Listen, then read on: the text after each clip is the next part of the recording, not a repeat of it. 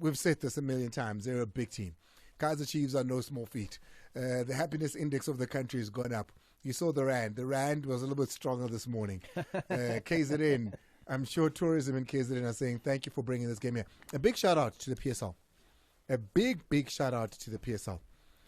Because there was so much worry. There was so much talk. There was so much hoorah last week. And I said it. And we said, guys, trust the PSL.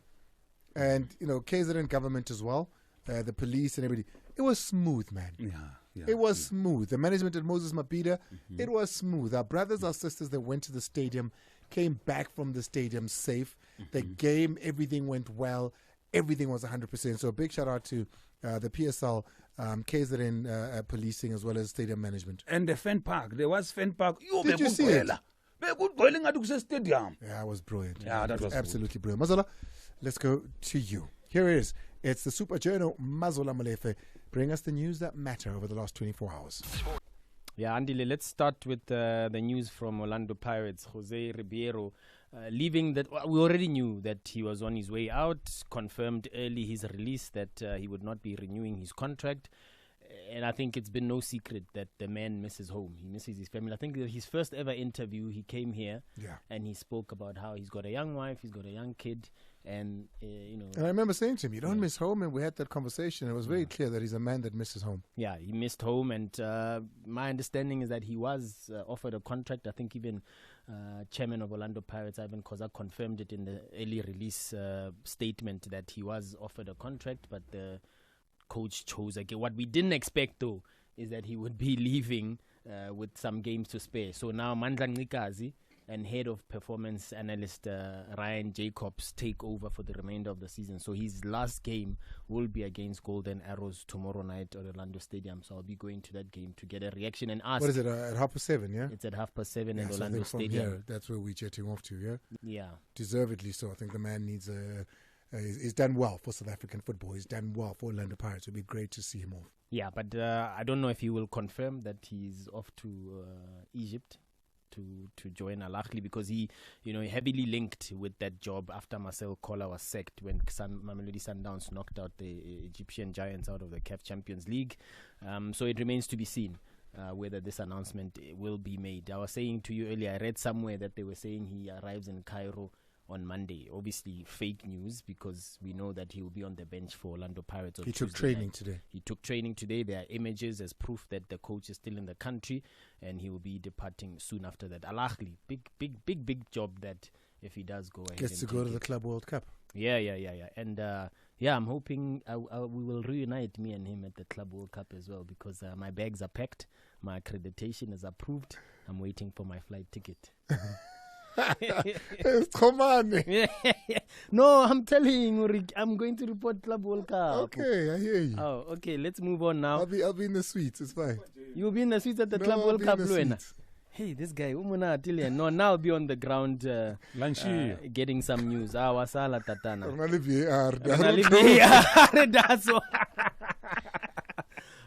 Nabi, you touched on Nasreddin Nabi as well. Speculation about his future, obviously, in the Sunday Times over the weekend. But we did ask the coach. Obviously, this is prior to the story coming out in the morning, linking him with the exit. The story says he's leaving. His contract will be terminated. But the coach is adamant that after winning the Nedbank Cup, his project is to return Chiefs to the glory days. It's the first objective for myself. Become Kaizer Chiefs for the process for the building and replace Kaizer Chiefs in his natural position. And this is my first objective. After that, I go home. I'm happy for this trophy today because maybe it's helped me to continue my process and maybe helped me to give more confidence from the fans and from the observator. And for myself and for all the members of my staff. I am very happy for that, honestly. Yeah, so let's see. Coach Nabi still has 2 league games, Hlungwani City and Sekhukhune. If Chiefs win those 2 matches, they'll finish 5th on the table with a cup. All of a sudden, it doesn't look like such a bad season if they do win if the they two. finish top 8 If and they win the finish cup. Yeah. top 8 and they win the cup, all of a sudden, looks he still has. I mean, if you think about it, even yeah. if he doesn't finish top 8, he's still done better than last season. They didn't get top 8 last season, and they didn't get a trophy. So I wonder how the Amakosi faithfuls feel about the prospect of losing a Nabi. Yeah, I think the team will probably have some voice notes there around how the fans feel about whether Nabi is he staying or is he going. The sporting director also was on Morning Live this morning. Obviously, they are doing that media tour that Timmy didn't guarantee for us. He didn't make a VIP list on the gate. Yeah, he didn't guarantee for us. Anyway, it's fine. We had Brendan Peterson to react to being picked as the first choice ahead of Bruce Buma and Fiacre Ntwari. So we caught up with him on Saturday at Moses Mabhida about being restored to the lineup. I think anyone you put in the polls today would have done the job. And obviously coming in, it's a huge responsibility, but it also showed me the belief that they had in me. I mean, we do a lot of hard work. There was got a lot of stick the last couple of weeks, our goalkeeping department, and we were under a lot of pressure, And for me to be granted this opportunity to play today, it's a huge honor and a huge blessing for me. And to win the trophy, it's a dream come true. I mean, I've been here for 4 years now. That we broke the curse. Coming in, haven't played a lot this season. Coming in the final, there's always going to be that pressure. I mean, playing for Chiefs is pressure, but pressure is a privilege. Yeah, I was actually doing a piece on Brendan Peterson just before I came here and looked at his stats. This will be his worst Chiefs season for Chiefs in terms of appearances. In his first season, he played 11 games, obviously sharing with Itumeleng Khune. The next one, he played over 21 matches for Kaizer Chiefs. Last season, 11 because he was injured and sharing the responsibility with the other goalkeepers. This season so far, he's only played 4 matches, including the cup final. But he says he was always ready. I said it now the other day. Someone asked me if I'm ready, and I said if I tell you I'm not ready, that means I haven't job. I prepare every week for every game like I'm going to play, because whether you're on the bench, whether you're in the stand, you can't control that. The only thing you can control is being ready. And I think for me that was very important to make sure that every day at training I give my best, I do my best, and when the opportunity comes, I take it with both hands. Now, on the Kaizer Chiefs goalkeeper, Andile, another thing we have to look out for this transfer window is whether they will sign a goalkeeper, whether they will release Fiacre Ntwari. My understanding is Ntwari is not happy, obviously. He was taken away from TX Galaxy with the hope that he would be the number 1. And that happened. He was the number 1 for quite some time, and then suddenly he wasn't playing. So there's a big decision there. Brendan also, next season will be the last year of his contract that ends June 2026, but he's still only 30 years old. So it will be interesting how Kaizer Chiefs approach the goalkeeping situation. They had been linked with Stanley Nwabali for some time, but I don't know. Stanley Nwabali came on the show and said he'd love to play for Kaizer Chiefs. Yeah, but if you look at his underlying stats as compared to the Chiefs goalkeepers this season, Opta Jabu will have to give us the stats. But I don't got the stats. Nwabali ranks better than all 3 Kaizer Chiefs goalkeepers. Well, let's see if because we know for sure that Chippa United have said he's for sale, along with Kwaiba as well. So we'll keep a close watch on that in the transfer window that opens effective July 1. Final story, Miguel Cardoso reacting to essentially having won the league, really. Unbelievable, Orlando Pirates, that Sundowns team up front. Yeah, Unbelievable. Orlando Pirates will have to score 25 goals in the remaining matches to and hope Sundowns lose all the remaining games for them to clinch the title. But the coach was a little bit modest in his response when they said, "Oh, it's done and dusted." Here's Cardoso.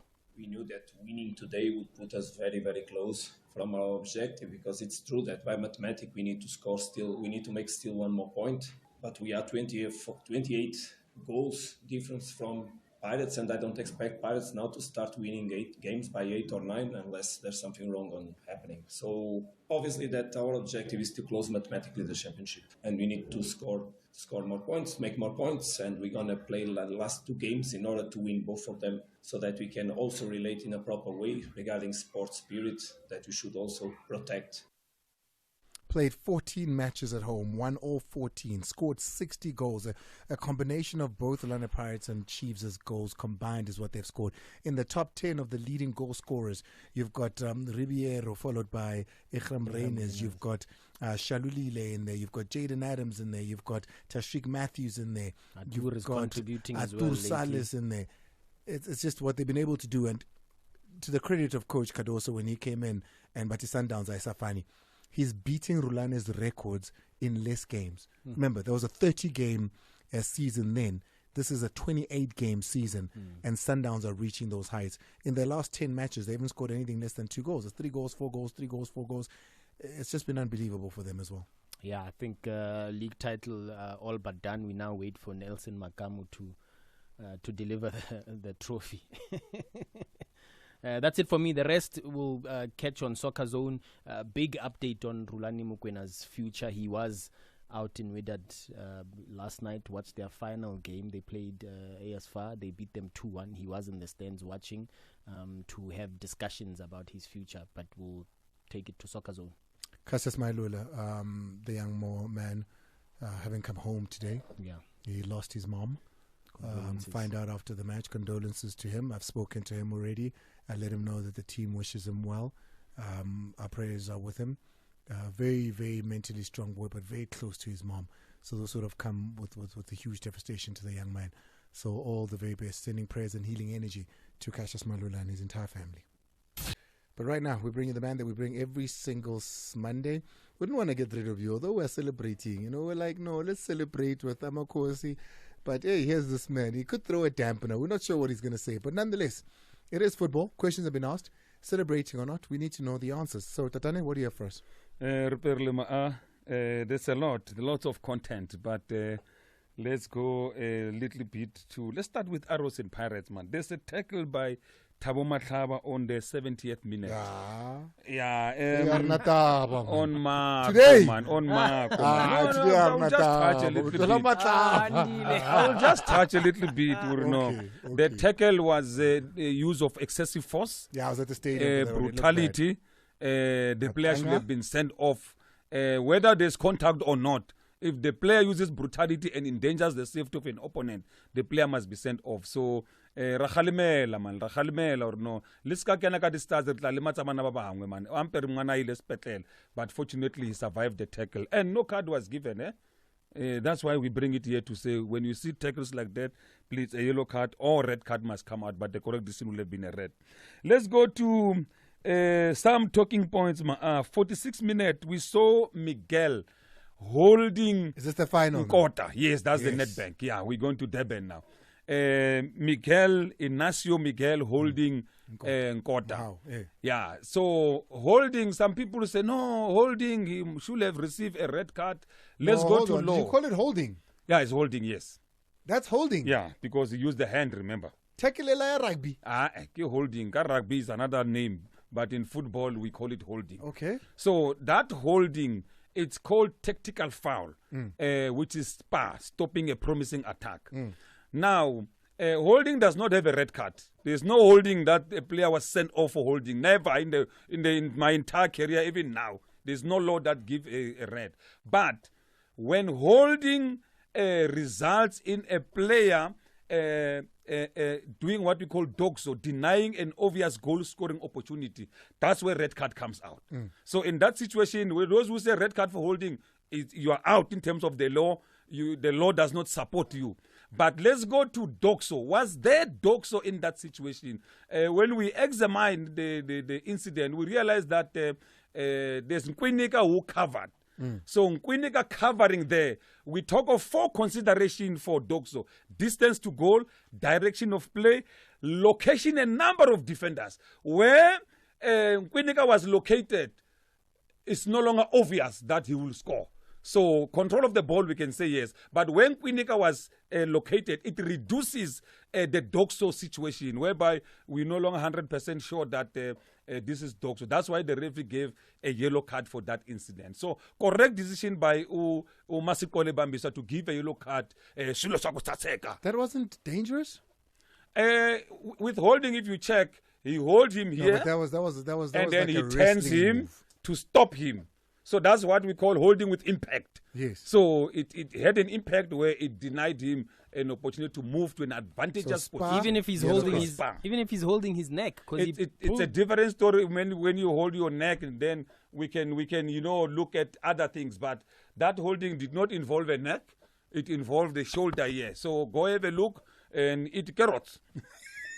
No, I'm going to look now because Yeah, I remember it a little involved bit of. more of a chest closer to the neck, but the impact on the neck was not there.